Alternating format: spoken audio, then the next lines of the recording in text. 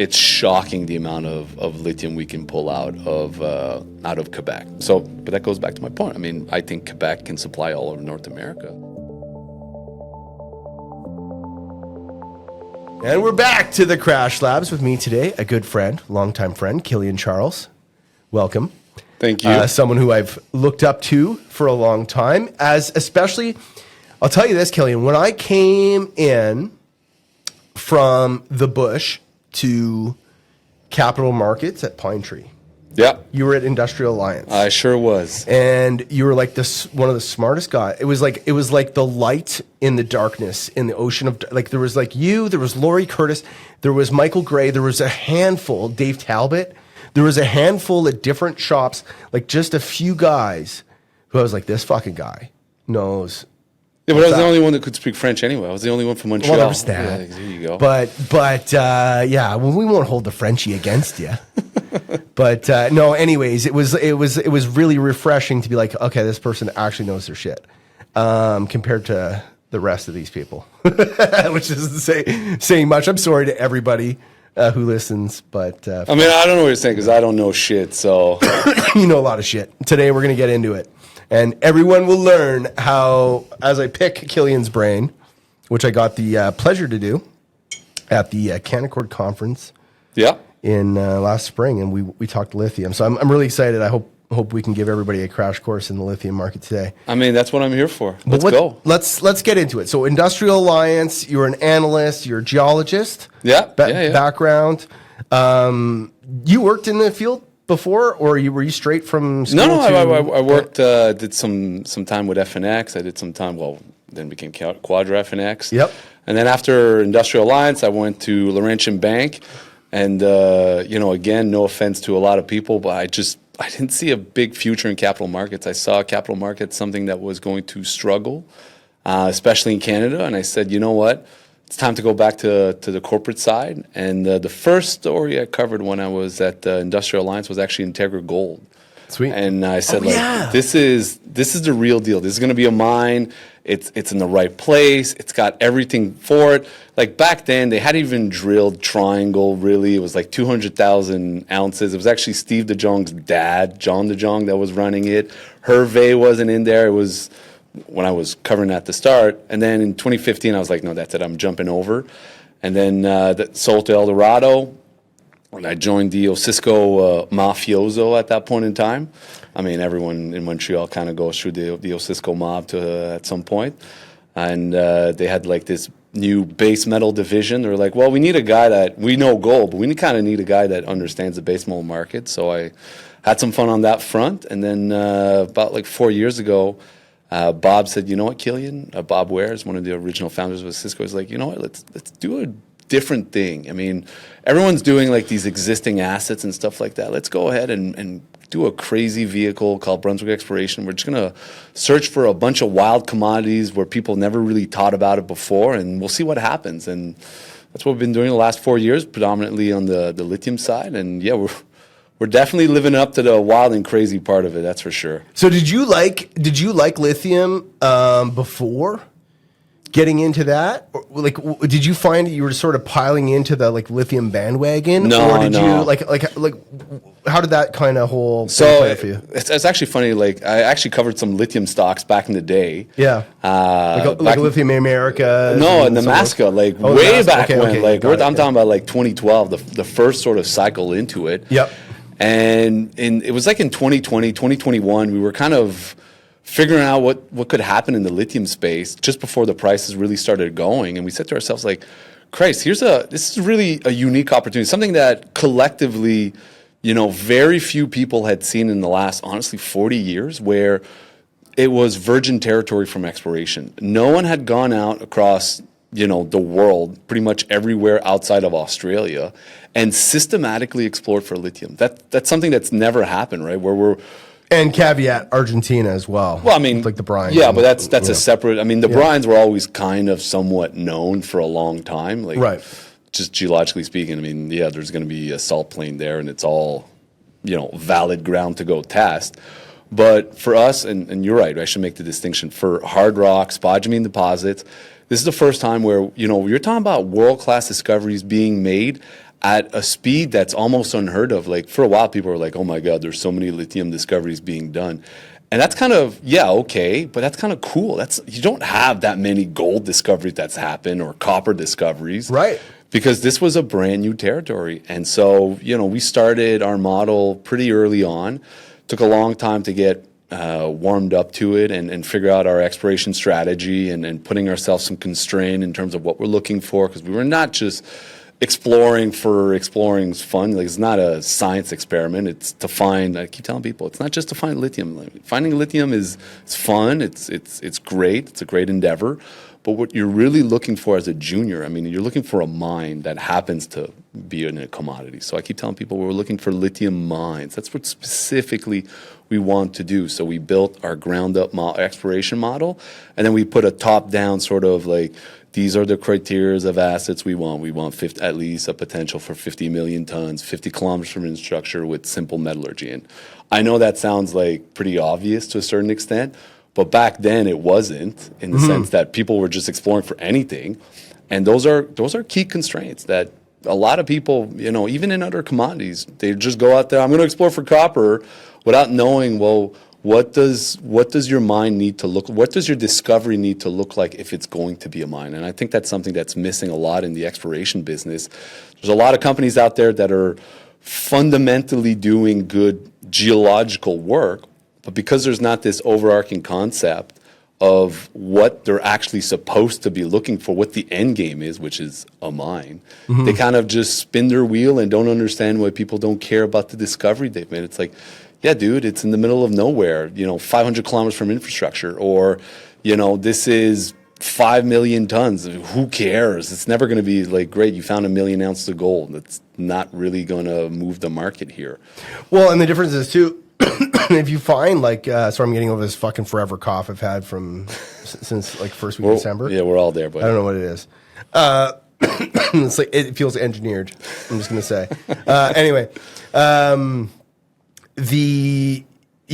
so in gold, you can kind of find something in, middle of nowhere, but you put your mine in place, et cetera, not a big deal, because what you're shipping out is volumetrically infinitesimally small. Like, I mean, you can put your monthly, proceeds on an airplane, and away you go. Versus like iron ore, or it's a bulk commodity. That's what people at the start, and you saw it right at the onset, and it's a frustration of mine, but it's not surprising. The people didn't know. Sure. Investors didn't realize, but I would say easily like 95% of the capital that was raised to lithium exploration was useless, frankly. Searching on pegmatites that were like never going to be extracted because it's too small. Like, I mean, if you have 10 million tons, that's like saying I have 100,000 ounces of gold. It's like, well, good for you, buddy. Do you want a participation medal? Like, that's never going to be something real. And to your point, you saw projects being developed in the middle of nowhere on the lithium side, and it's like there's no strategy around it for how you're going to get it to a port. I mean, that's something we look at every day in assets that we consider, because we're still growing the company.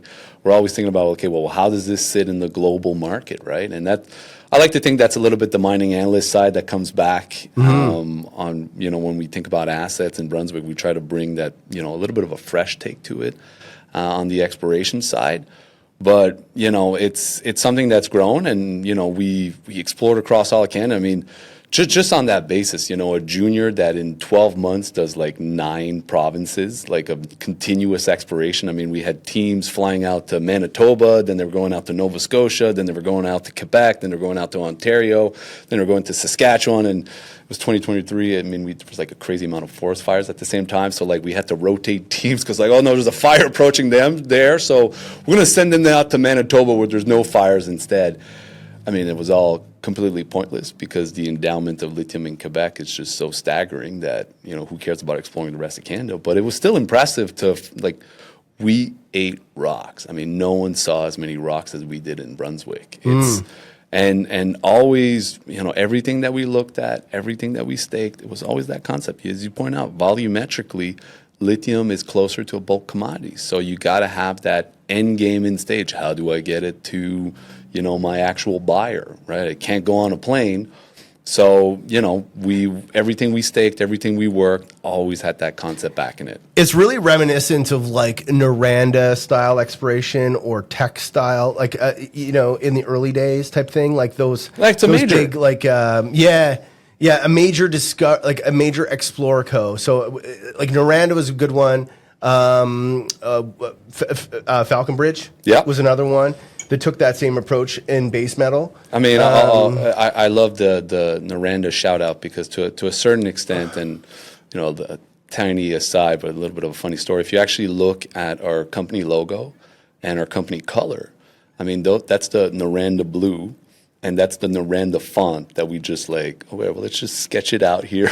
Oh, really? Okay, yeah, so 100%. And intentional. Oh, yeah, 100%. And Brunswick Exploration, one of my board members used to work in the Brunswick office in Bathurst, New Brunswick. Yeah. And his office was Brunswick Exploration. It was part of Noranda Exploration. So, I mean, it's a little, like we say in French, a little clin d'oeil to those days. But, that's why it's that same mindset. I mean, that's systematic exploration. That's not just exploring, okay, I got a little claim here. I'm going to work that and fingers crossed. Yeah, I'm going to intrinsically focus on finding whatever's on that claim.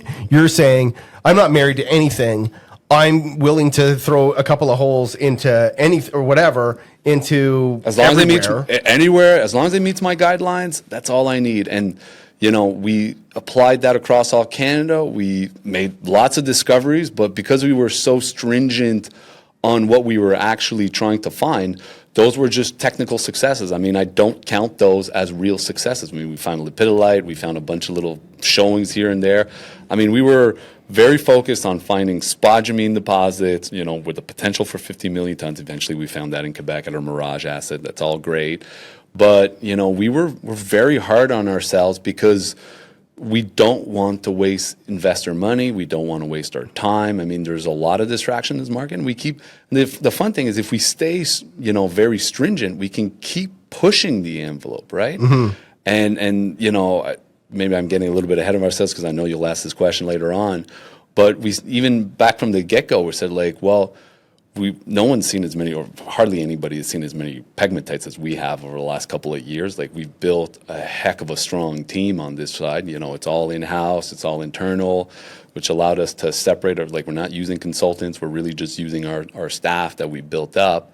And then we said to ourselves, well, how do we keep using that staff, right? Okay, so, there's no point exploring outside of Quebec from a North American perspective. We said to ourselves, well, what about places that are out there that no one's ever gone before that have no lithium really showings?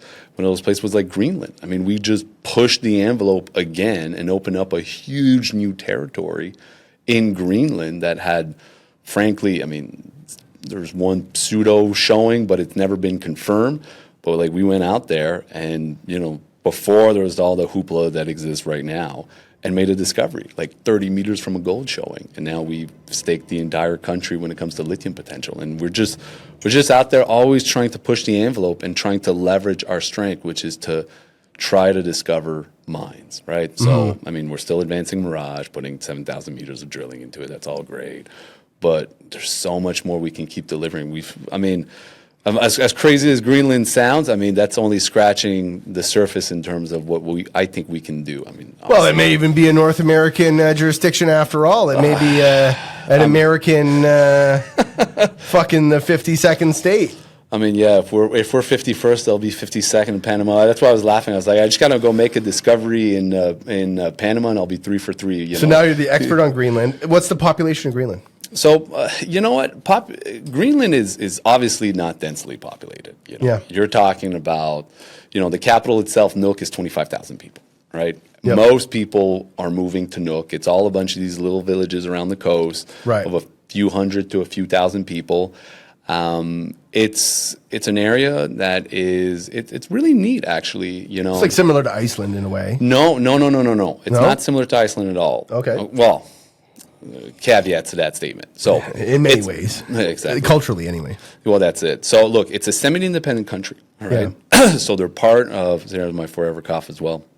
They're part of Denmark, but they do manage a lot of their own sort of laws and resources. They have their own, sort of whole political system. They have their own, president, prime minister. All of that is devolved down to Greenland as well. It is a First Nation country, which is really unique globally, right? This is in Canada, there's always a lot of tension between First Nations and the government and the inherent relationship there. And it's not to say that there's not tension in Greenland, but they are masters of their own domain. And this is very much the First Nations of Greenland. It's Inuits. In charge of Greenland. Yeah, absolutely. They are Inuits. They have historical links to other Inuit nations, be in Canada itself as well. There's actually a direct flight between Iqaluit and Nuuk, the capital of Greenland. Again, on the basis of that strong First Nation link there. But it really makes it it's modern, it's somewhat Scandinavian. And the southwestern coast of Greenland, where we're focused on, is an area that is actually warmed up quite significantly by the Gulf Stream. So to give you an idea, like on the Greenland side, the capital Nuuk might be, I invite anyone to look it up today. I mean, I bet you it's like between -5 and -10. I'm not even worried about that. And if you look on the other side, it's Baffin Island, it's like -45. Yeah. And that's the difference that the Gulf Stream makes. It's actually not that bad. You're not really dealing with true permafrost like you would in Canada and the northern communities. I mean, they obviously have challenges. They're high suicide rates, all these things that need to be resolved. But what makes a big difference in Greenland is that it's predominantly a fishing nation, and obviously tourism's a core component of it. But they recognize mining as a way of actually gaining their independence. Like they want to separate from Denmark, and that's not changing. But they need capital, fresh capital, and mining is a way of doing fresh capital. So they're like, look, if you do it correctly, you actually help us achieve our independence. So for them, resource extraction is viewed from almost a nationalistic perspective. Sure. And that's actually really cool because it changes a lot of the conversations you might be having with the local communities, because they're like, no, we actually want this to happen. They gave out permits to a Mali mine on the eastern side of the coast, which is a little bit tougher because Gulf Stream's not there to warm up the water. So it's going to be colder. There's going to be a lot more ice. But on that southwestern side where we're located, it's a pretty awesome place to be working. The teams that we send up there, they love it. Obviously, we'll be back there this summer. I mean, we're now pretty sure we're the second largest mineral license holder in the entire country. All focus on lithium. I mean, we staked a number of greenstone belts, so obviously we get exposure to gold, copper, and some other stuff as you would find in regular greenstone belts. But I mean, we're going to launch a huge program in Greenland, the same one we did in Canada. I mean, this is becoming our bread and butter. We're going to go ahead and do the same thing in Greenland. So what was that like? So you're looking at all these places. Obviously, some jurisdictions more favorable than others. Some locations, you're like, holy shit! I really hope that this suite of pegmatites or this swarm works or pans out. Yeah. And, walk me through your appraisal process and how quickly you could. Gauge that, and then walk me through that kind of why Greenland stood out. Like, what was that like? Yeah, absolutely. For us, we got very, like I said, we did top down, which is easy to understand, and then we did bottoms up approach in terms of building our exploration model. So we knew we were looking for, a certain metamorphic grade of rock, right? So we knew we wanted Archean rocks. We knew we needed them to be green schist facies to amphibolite, so that just tells you how much they've been cooked at what depth, right? And so if you go beyond amphibolite, they're really, really cooked. We are able to eliminate huge swaths of terrain. We're looking, often at historical maps because they'll map in pegmatites, to be quite frank. But we're looking in areas where we might find S-type granites, so meta-sedimentary rocks, meta-basalts. You're not really reinventing the wheel here too much. Like, a lot of work's been done. So that's sort of just identifying the terrains that we're looking out there for. Then what really separates out the lithium business as opposed to other stuff is that once you actually land on the pegmatite, we can actually ascertain the potential. I mean, we don't know if it's going to contain lithium truly, but we can ascertain the potential of it containing lithium in, honestly, a few minutes, right? One, you just look at the mineralogy you're seeing. Like, pegmatites are really coarse grained, so it's not like you need to take out a handle. It's like, oh yeah, I can clearly tell. They're big chunky crystals. Crystals. I mean, that makes the collection that you get back home pretty nice. My kids love all the samples I bring back. But what you're actually looking for as well, what you can do is you can bring out this device called a PXRF. It's like a gun, and you put it to the rock. And this gun's been around for a while. And you pull the trigger, and it gives you an elemental reading. Not all elements, not lithium. And based on that, we're actually looking for the presence of one particular element called rubidium. And it's not rocket science. I mean, this is a relationship that's been known since the 1980s. And we're able to calculate a ratio with potassium in the mineral feldspar, which is a very simple mineral to identify. I mean, if you do, year one geology, you'll get pretty damn good big rectangles. You'll get pretty good at identifying feldspars. And then you zap them, and you get this KRB ratio, potassium to rubidium. And depending on what the ratio is, it's going to tell you whether this pegmatite has potential of containing lithium or not. So, I mean, if the ratio is like above 100, I mean, we're back in the chopper, we're going to the next one. So this is something that can happen in minutes, right? So what is spodumene? Spodumene playing a role here? Not even. I mean, I don't even need to. I mean, eventually I will detect it.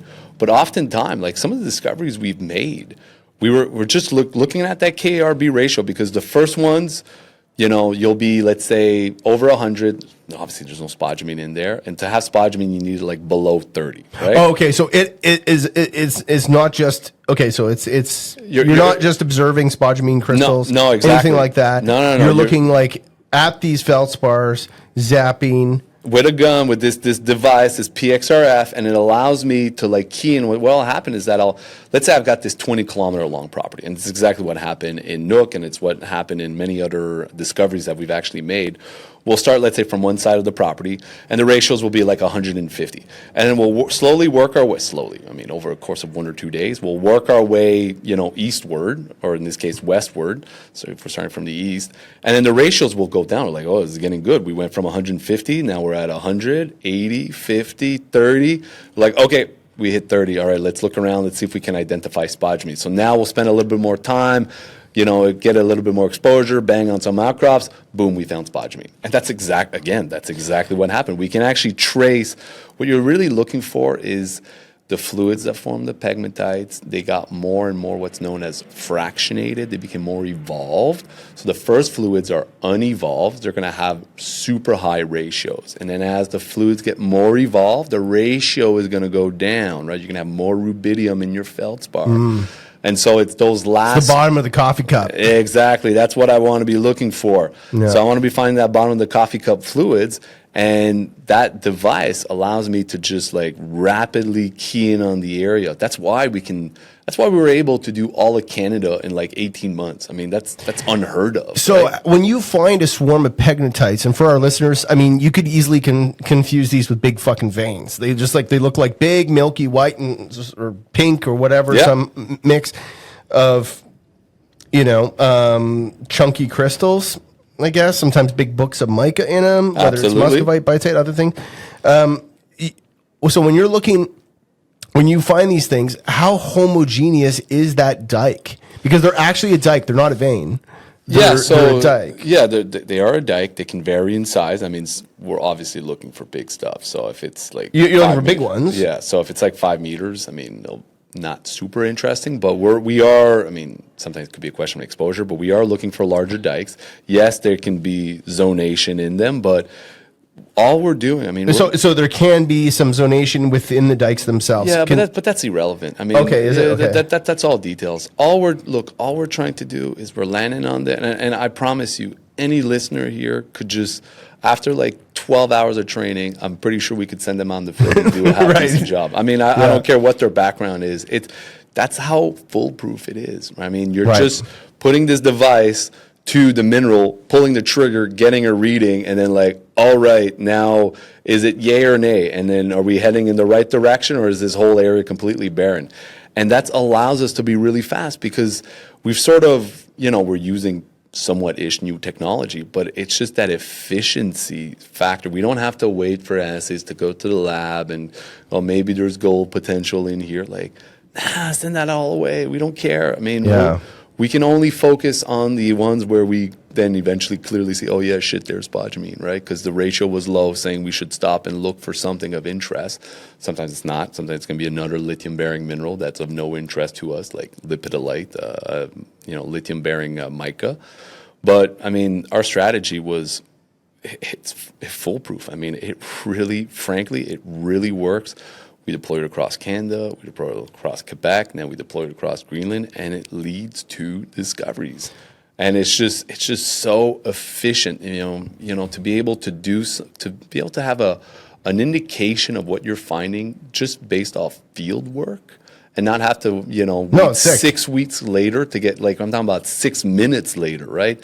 That's a huge game changer. Oh, yeah, you're out of the chopper. You're like, there's a big fucking milky white thing. Zap it. And you're like, okay, on to the next one. Get back in. Let's go. Or, holy shit, yeah, let's spend some time. Yeah, let's spend some time here because we might have found something. And that to us, I'll be honest with you, we had difficulty believing it at the start. We're like, nah, it can't be that easy. Yeah. And then we kept doing it a couple of times. We're like, shit, I guess it is that easy. So then we went like crazy.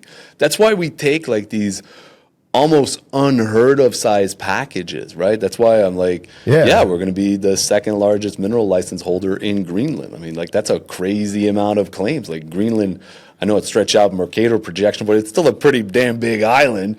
And so we just stay like pigs down there, knowing that we're going to be able to go through it, right? We're going to be able to make new discoveries. And that's why, I said it before, that's why we're like, we can be crazy in other places as well. I mean, this is applicable anywhere in the world where we see the right rocks, the right metamorphic facies, the right age. Let's go have some fun, because frankly, no one's ever bothered to look at the pegmatites, and that's the most important part. I mean, every geologist from the beginning of time was like, pegmatite, garbage, pegmatite, annoying. Pegmatite, it was never like even. That's where you had your lunch. That's where you had your lunch, because it would be a topo high, so maybe you get a bit of wind. At it with your hammer and actually get somewhere. Yeah, and then maybe there'd be a bit of wind, so that would keep the bugs down, right? Yeah. But that's a funny thing. Like, take Mirage, our discovery at Mirage. I mean, it had been mapped twice by the government. People had gone there drilling, sometimes like super damn close to the pegmatites. The pegmatites are massive outcrops on surface. They're not hard to see, and you land on them, it's like, yeah, well, that's clearly spodumene. I mean, it took me like all of 1 second to be like, and there it is, and there it is, and there it is, and there it is, and there it is. And it was staggering to imagine that government geos had gone there mapping twice, people had gone there drilling multiple times, and yet in the government database, notice there is no lithium whatsoever that we're aware of. Right. And that's crazy, but that's, again, pegmatites, because they historically, not even historically, they don't contain gold naturally, they won't contain copper, they won't contain zinc, they won't contain nickel. Well, they contain some crazy shit. Yeah. But anyway, they really don't contain the big fours. No, right? For sure, yeah. So because they don't contain the big four, you have to be it would be an accident people that would find. It'd be accidental. And that's what kind of made it kind of quirky, is that when you look at some of the deposits that have gone through the work over the last 10 years in Canada or 20 years in Canada, it wasn't necessarily the best asset. We just kind of figure it's like, well, I guess we have some lithium here, so let's go spend like 10 years of development on this because we don't know any better. I guess if we never need lithium, we'll go put this into production, without knowing that, like, oh yeah, by the way, there's Patriot at like, a couple 100 million tons, and who knows how big Q2 is going to be. And then obviously we have ours at Mirage, and then Winsome, and then this, and then this, and then this. Like, all of these discoveries are in the last 3 years. It's staggering. So do you have a head on your on a swivel sometimes when you're looking at these things too? Because like there is potential. Like, isn't there that big tantalum mine in Manitoba? Tanko? That's like a pegmatite swarm. I mean, Tanko sucks. I mean, does it suck? Yeah, it's owned by the Chinese. I don't know. Yeah, we kind of put it in production. It was like, well, I guess this is good, without knowing if it was good. The market way back. I mean, we're talking about the 60s and 70s now. Put it into production because we figured that was fine. But I mean, the only thing that matters here is lithium. Okay, so you don't have to be like, keep your head on a swivel in case these pegmatites that you're cesium, scandium, all that shit. Yeah, done. I mean, those are all micro markets. There's so many pegmatites that you could put into production. Like, who cares about, tantalum production? Sure, I mean, all those commodities are going to go to zero because it's not hard to extract from your pegmatite if you're mining from it. Yeah. So long term, they're just going to get all wiped out. All these like accessory minerals or metals, Sure. like elements, whatever. They Yeah, don't you're looking at these things for lithium. That's it. That's we're it. not, That's we're not going all. to go and do that. No. you know, I mean, the like, full- look, I report my tantalum grade at Mirage from my drilling, but Sure. it Doesn't matter. frankly does Yeah. not matter. I mean, maybe I'll get like 2% free value from there. Yeah, Fine. Might pay for the water or something. Sure. Water bill. Yeah, exactly. So no, it's what's a great thing as well with lithium is it's bulk commodities, so it's actually pretty simple to process, and that's why we were not afraid to go to Greenland. I mean, the best deposits is doing something called DMS, dense media separation. So it's like crush, and then it's we'll say a mechanical separation, right? It just uses density. You're not using any fancy chemicals or anything like that. You're not grinding it. You don't have to do flotation. There's no real chemical byproducts and mine tailings. Set that all aside. That's why you can go to somewhat more remote locations like Greenland and not be afraid. Because So whose idea was Greenland? it was kind of my idea. I'm going to take a little bit of credit for that one because honestly, I was looking at a map in my office and I was like, why isn't anyone going there? Like this has huge potential, geological potential. So, you know, as much as, I'll take the idea, but I mean, credit to the team. They put it together. They identified targets. They made the discovery. So like, you know, it's hats off to them more than anything else. And You got my boy, Big Charlie Cooters. Yeah, Charlie he sure does. Charlie and I went to university together. Shout out to Charlie. Yeah. He's I guess heading that up down there. Yeah, or he one of the absolutely. guys? Yeah, he Yep. absolutely is. And you know, he was there on the day that we made that lithium discovery. So he was obviously Okay. So walk me through gung-ho. that. What was that about? Yeah, so that's exactly it. I mean, it's a discovery 90 kilometers from the capital, so not even a remote place by any Did you guys stretch. fly down on a chopper? Yeah, we flew down on a chopper. Actually, it's going to be really funny. Starting this year, there's going to be flights out of New Jersey to go up to Greenland.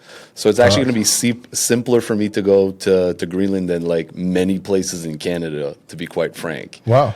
And Greenland, literally, when they started making those flights, they're like, we're making these flights to have more tourists come over, but also have more companies do mineral exploration. That was in like their tourism package. Literally, come tourists and come mining companies, check us out. So I mean, that's great. But yeah, no. So Charlie was down there with 2 other team members, Francois and Jeremy. And we had done like a little stint, but weather-wise, the guys, there was a bit of fog. They got hampered a little bit. And so we're like, oh, no, we want to do one last push. And so, we had a big package. We're just trying to see it, just trying to put our feet underneath ourselves. And I swear to God, this is how these things always work. On the last day, on the last flying day, they land and they pick out an outcrop. And they're like, oh, my God, I think that's spodumene. Like, the ratio's really good. And the ratio had been good the day before, so we knew we needed to go back to this You're area. in the zone. Yeah, we're in a hot seat here. And sure enough, we're working it, and then, boom, we find spodumene, and then we're just, like, scrambling, like, oh, my God, can we spend any more time here? We've got, like, 8 hours to work this discovery, so the guys are just trying to map like crazy, work everywhere. It was a bit of a scramble. We did as much as we could. But, I mean, you're doing it on the last day. Yeah, 8 hours. Yeah, what are you going to do? GPS is going ham, picking waypoints, and you're trying to write down what You're just trying to do as much as you can. Sure. So we made that discovery. I mean, we obviously all high-fived each other. We came back to the office, sharpened our pencils, and then went, like, crazy staking everything else. At that time, we were also finding, like, dug up this old report that, to be quite frank, I don't even think the government knew about. Like in 2023, they produced this report on critical minerals in Greenland, and the lithium section was just essentially like, shrug, we don't know. Please come find it for us. But in 1971, somebody, and it happened to be in the middle of our claim, so I mean, our strategy worked again. It was exactly where we would have expected. But in 1971, somebody found a showing, supposedly. We tried to check it out. We couldn't find it because we didn't have the original report. It sat like some library in the middle of Denmark, like one paper copy left. So the government geo had to go find that paper copy, scan it. Turns out it was mislocated. And now we potentially have 2 discoveries in the country, right? From a country that was not known for its lithium. Oh, so there's this other occurrence. Supposedly from 1970. I mean, we haven't confirmed it. But yeah, Allegedly, there's another. There's another one, and Wow. but no one knew about it. Like, it was literally pretty much buried and ignored. And so, and the person who discovered had died like the year before. So it's not like we could even ask that person. Yeah. So I mean, we're convinced we're going to make more discoveries in the country. I mean, this is a brand new territory. You're opening it up. You know, we've staked it all. Again, we're just going to apply that same strategy that we apply everywhere. You know, for us, it's going to be a bunch of helicopters going up, a bunch of people. Everyone's super keen to go spend some time. I'm going to go up there as well. We're really excited. I mean, this is, you know, the final frontier. But at the end of the day, it's kind of cool to say to a certain extent, like, yeah, you know, listeners happen to be reading about lithium in Greenland, well, they can say, oh, yeah, actually, I heard that guy on the Crash Lab podcast. Yeah, he was telling me about it. It's that company that put it on the map. I mean, it wasn't there until we came along. It's pretty sick. So Trumpy thinks he's going to go over there and stake a flag, plant his flag into Greenland.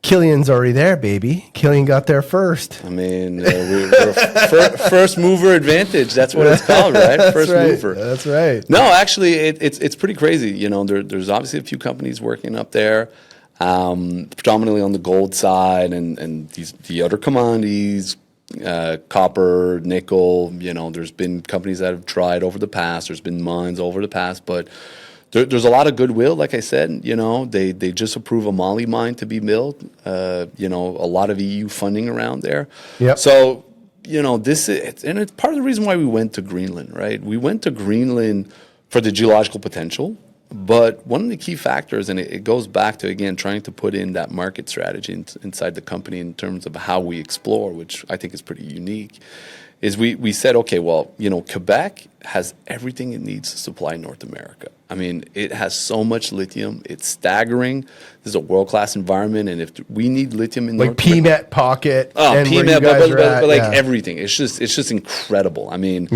it's something that it's staggering, right? It's like Sudbury on the nickel side. Like, this is a world-class environment. Well, this is a world-class environment for lithium. And is it really a unicorn that way? Oh, absolutely. I mean, it's probably one of the best locations, because people would be like, well, Western Australia has a lot of lithium. Well, there's one in Brazil too. Yeah, right, that whole area, right?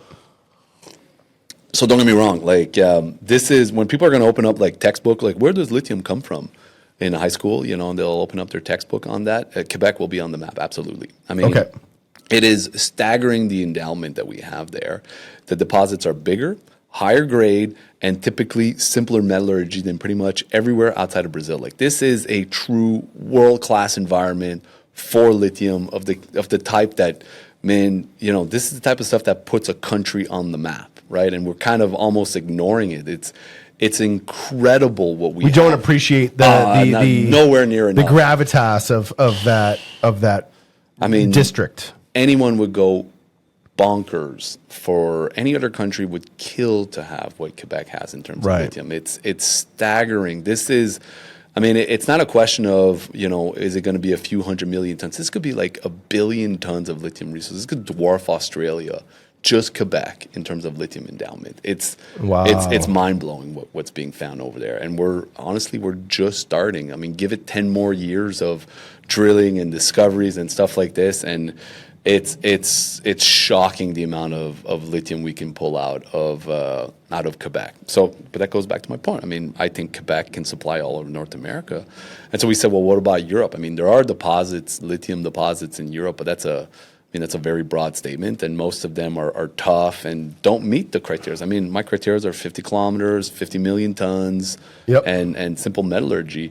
And okay, they'll often meet the 50 kilometers in Europe. I mean, fine. But the other two, really, really hard. I mean, good luck on that front, to be quite honest. And then, okay, you're 50 kilometers from infrastructure, but then let's put in social acceptability. And that one's a good luck to you, buddy. Yeah, well, especially in some countries, right? Like when we looked at what was that one? Was it Romania? What was the one that? Look at Jadar. I mean, Serbia, that's the one. That's going crazy. Crazy. I mean, the government just pulled back. The government is. The people were in the streets, like protesting, like fucking in hordes of people. I mean, exactly. I don't know if that's like photoshopped or whatever. No. Wrong footage and like the. It's the only place I know where the like ultra-right neo-Nazi parties allied themselves with the ultra-left-wing communist parties to try to defeat this project and get the government to. It's so insane. It's wild, and you know. And who's in that? Is it Glencore? No, Rio Tinto. Rio Tinto. It's a Rio Tinto project, yeah. and it just really struggled. It's a murky one. I mean, I always laugh that it's the only project I know where allegedly tennis, prevented them from having their permits. It's a long story, but essentially when Rio Tinto was supposed to get its permit, this was during the pandemic, 2021, you had the Australian Open, and Djokovic didn't want to show his passport that he was vaccinated, so he wasn't allowed in Australia. And then conveniently after, Serbia loses or prevents Rio Tinto from having its permits at Jadar. Like, I was like, that timing is like weird. So they're saying there's like a tennis, like I mean, who knows? I mean, who knows? It's like one of those crazy conspiracies. But yeah, some of those Europeans get a little wild about their sports. I tell you. Crazy with it. But then Jadar came back when Germany lobbied to have it being built. And then that caused like a can of worms, Pandora's box to open up, and it's been crazy. Like, the rest of Europe is like, well, actually, hang on a second here.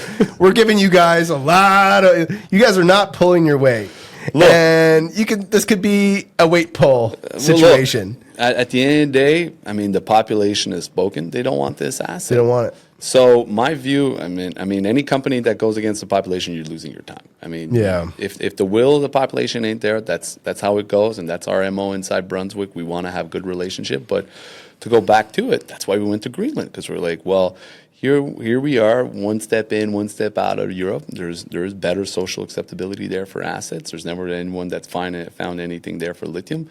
Let's go ahead and put it on the map. And sure enough, we're putting it on the map. And it's a great way to, I mean, as much as we talk about the U.S., I mean, outside of military, I mean, if we're down there, I mean, we're in a wild-ass world at that point in time. Sure. But if we're going to be moderately logical, this is a European asset for Europe. And that's, or a Greenlandic asset that can hit the European market. And that's why we went there. Again, we brought in that market approach. Quebec for North America, and we said to ourselves, well, Greenland for Europe. So I guess I never thought it that way. Yeah, I was just sort of thinking spatially, it would make sense to service the North American market. I mean, again, it's a global market, right? It's a global market, and it's on a boat. I mean, at the end of the day, right, exactly. You're on tidewater. All our projects. You can be in China in 2 seconds too. Yeah, you can be wherever you need to be. Yeah, but obviously the Europeans, they have a mandate to process in-house material with their Critical Minerals Act.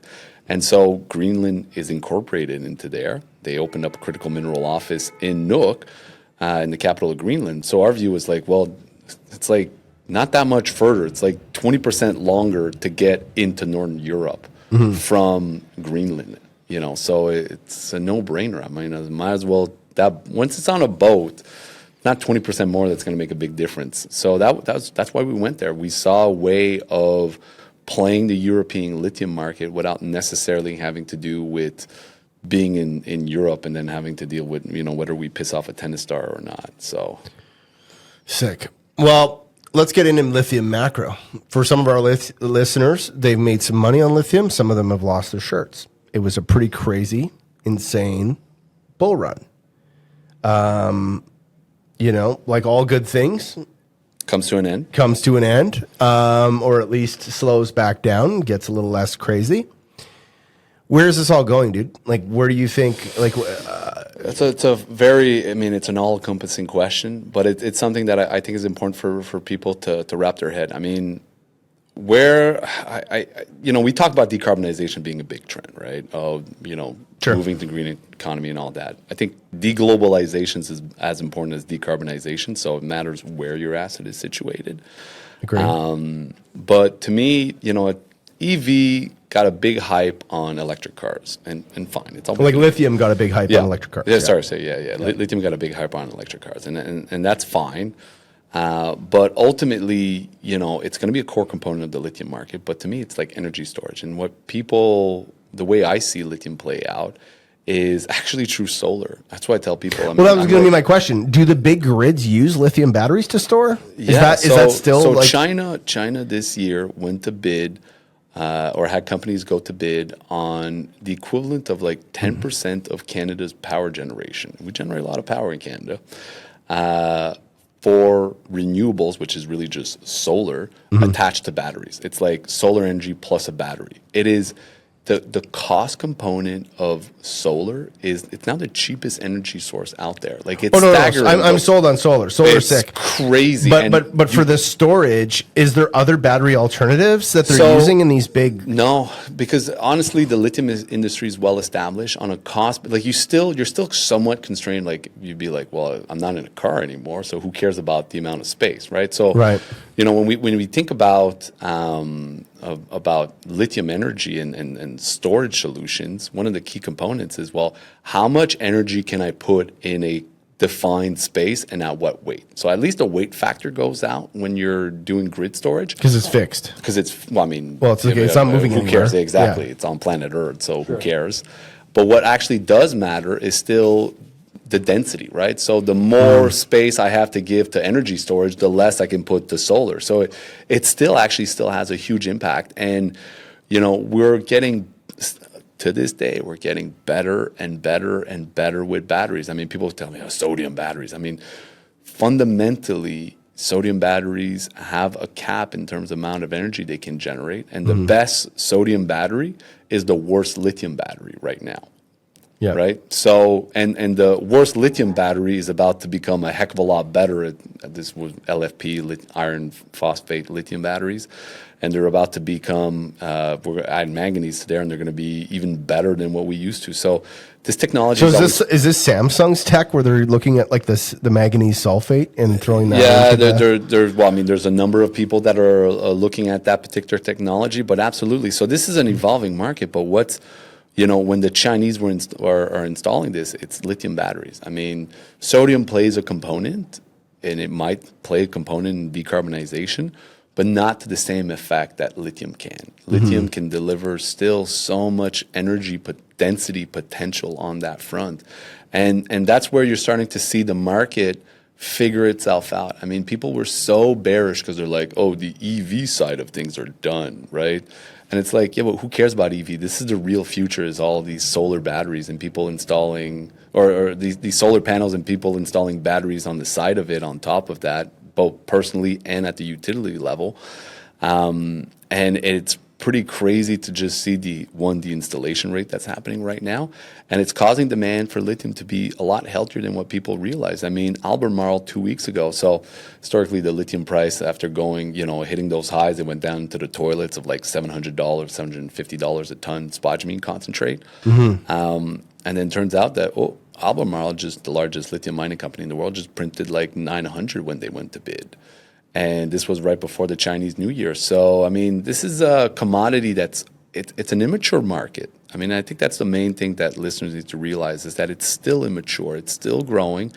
And it's easy to overshoot and undershoot when you're in an immature market, right? It's easy to just oversupply and then to be quickly back into an undersupply scenario because demand is moving so quickly. And that's exactly what we saw. I mean, we saw a critical undersupply, which caused the prices to go up tenfold. And then we saw a massive oversupply. And these events were separated by like 18 months. And it caused the price to go down like 90%. And that's crazy, but that's a clear sign of an immature market. And as the market matures, as these production sort of levels stabilize or grow in a more reasonable fashion, I mean, the classic example is like, look, going from 1 to 2, I mean, I'm just doubling it, then 2 to 4, 4 to 8. I mean, it takes a lot to, double it every time.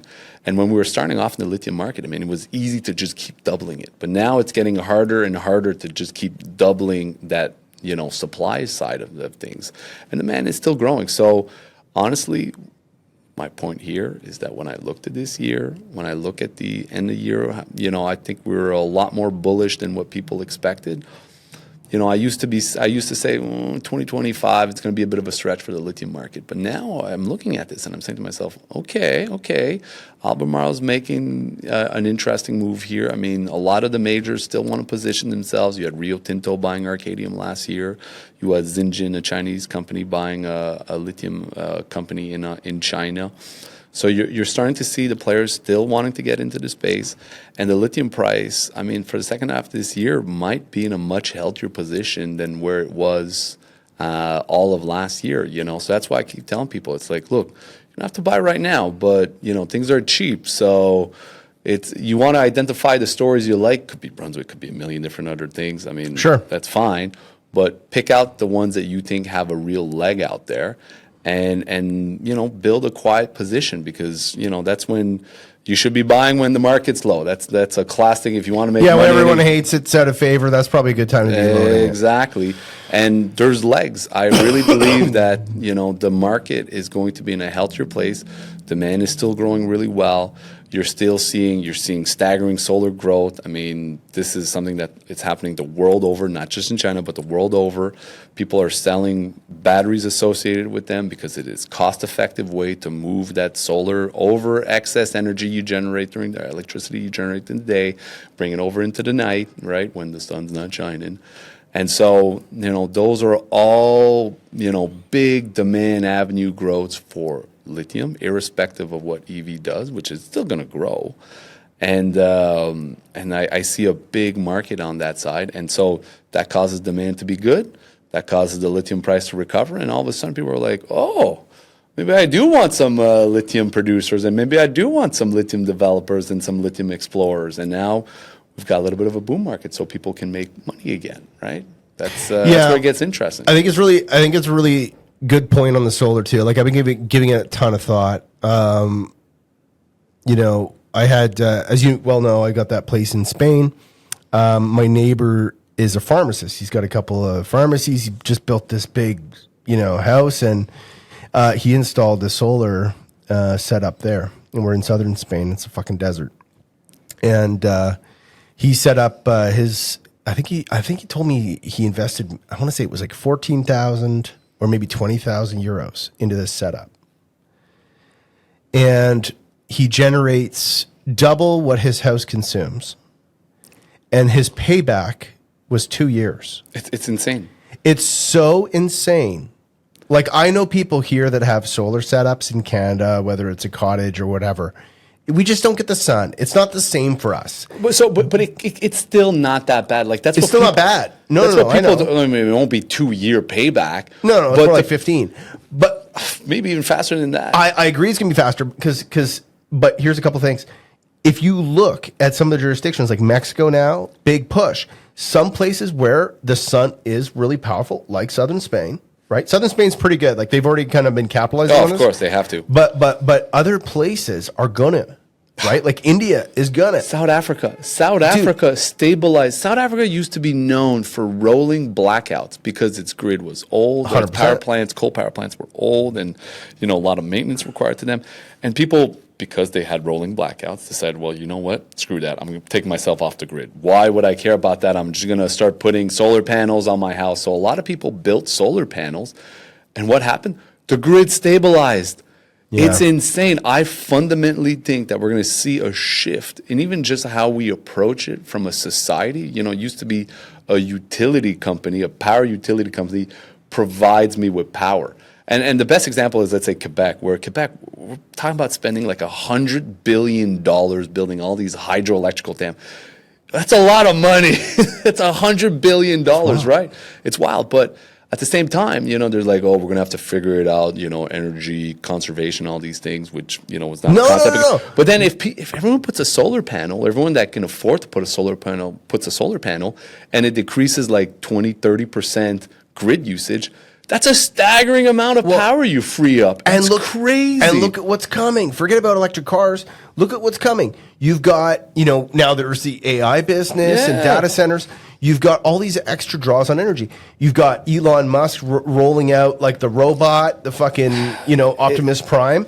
That's going to be, like, I can envision already a factory line workers except all robots, and then basically they work for 8 hours, and then they go and stand up against a wall and recharge, and then boom, they're back, and they, and so like we got to think about the energy usage in the future, how much that's going to be prevalent, and the cost of energy for people. So again, solar, even in places like Canada, will become important. It's super important. But like the payback will be 2 years. Yeah, but what's crazy about solar as well is that you can scale it to whatever size you want. You want to put it, personal, like 100%. A house, or you want to put it to a grid. You can do that. You can pick the size, and that's why. Totally.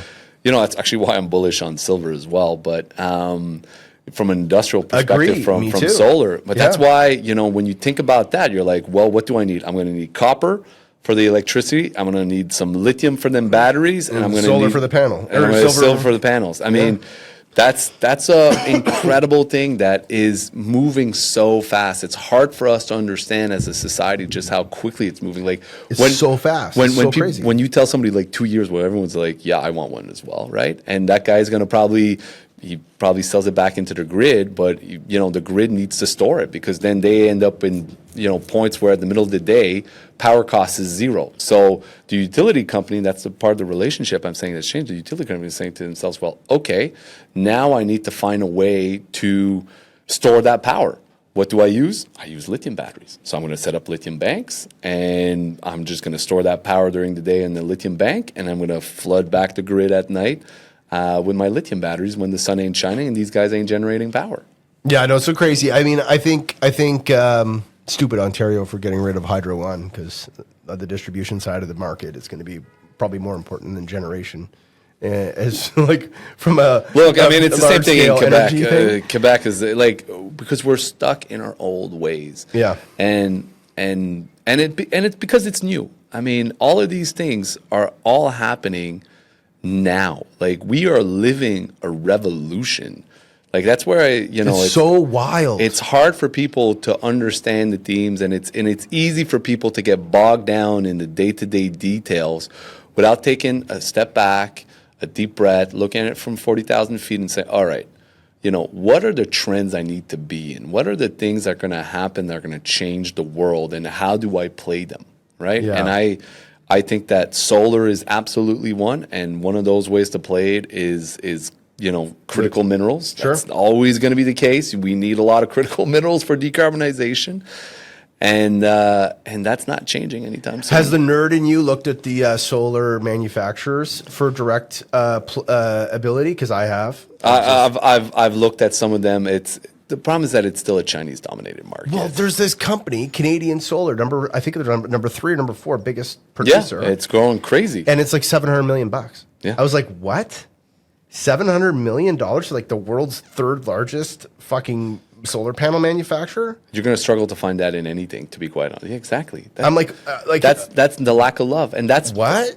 That's early days. People are like, well, I wish I bought Microsoft when it was starting out. Well, by the way, don't go run out and buy like Canadian. So I don't know what the fuck I'm talking about. I have no idea what they are. Like I Googled it. But it's the concept of identifying trends, right? That's what it boils down to. And that's where, again, I say it, it's easy to get lost in the lithium price sucks. Yeah, okay. But, I mean, what's it going to do in 2 years' time, 5 years' time? And that's when you start to think about these longer trends. And you can't fight power. People tell me, well, then, Trump says, drill, baby, drill. I mean, sure, but money talks at the end of the day. And if your lowest cost, I mean, he hates wind. I don't think he hates solar. He definitely hates wind because of his golf course in Scotland. But at the end of the day, I mean, if it's a cheaper form of power, then, if I'm the consumer... Let's face it, wind kind of sucks. Yeah, yeah. I mean, on top of setting that aside, yeah. If I'm a consumer, I want the cheapest source of power. I don't care what it comes from. And that's what people keep saying. 100%. They vote with their dollars. So if it's oil, it's oil. If it's coal, it's coal. And if it's solar, then it's solar. And we've reached a point now where, honestly, I'm a little bit bearish on uranium on a longer term because of solar. I mean, totally. that's where it gets kind of crazy. And that's where it's important to think of those long-term trends. Like, what if solar costs go down and they keep going down? They're so cheap right now. Yep. How does that fundamentally change society? And we're seeing it. We're living it right now. It's hard for us to see in North America, but go to any nation that has a bit of sunshine. I mean, That's my point. go to these sunshine places and you go, holy shit, when you have, Elon Musk cranking out robots that can do tasks, I can guarantee you that the light bulb's going to go off and people are going to go to those sunshine places and set up some serious, they're going to be making rolls of tape down there. I mean, right? even places like Saudi Arabia, I mean, we think about it an oil nation, but they can produce solar power. I don't know how true it is because it was just somebody that quoted it to me. But supposedly it's like 1 US cent a kilowatt. It's That's like an easy free. bake oven down there. I mean, that's like free energy at that point. It's insane. Like you're now dealing with almost. That's why people say. That's what I'm saying with my neighbor. Fusion. I'm like, who cares? I mean, we're living a solar punk future, baby. Get ready for it. I agree. I agree completely. I agree completely on that. I think it's nuclear. I think it's nuclear. I think it's solar. I think depending on where you are in the world. I don't think Canada needs to be all solar. I think Canada's got other solutions. We've got gas. We've got hydro. We've got lots of other options. Nuclear. I think it's not a one size fits all for the world. Unlike we've been fed from the fucking climate zealots. I think that it's different strokes for different folks. Depends on your geography. Yeah. Depends but on that's your the climate. same thing with batteries. I mean, when people tell me, "Oh, what about this new battery thing?" I mean, it's going to be different strokes for different folks in terms of batteries. 100%. I mean, this battery, whatever, I'm imagining a battery here that uses this element. It's going to be perfect in scenario A. Battery A is best for scenario A. And battery B is best for scenario B. So that's all that happens. I mean, it's not one size fits all in any industry. We just adapt the best one. Lithium happens to be... that's how batteries are now. You got double A's in your fucking... Yeah, but lithium is your jack of all trade. It works pretty damn good in pretty much all situation. And that's where it's really tough to displace. But it doesn't mean that there'll be no way there can be other technologies. No, there'll be lots of other technologies. Sure. But it'll be a big one. Sweet. Lithium will be a big one. Dude, this is an awesome conversation. I really hope you come back. We got to do it again because you got a flight. You got to catch. But I really appreciate you coming in. I appreciate you as a friend, and thank you for educating us on lithium today. My pleasure, and I'll definitely be back. You know it. All right, man. Cheers.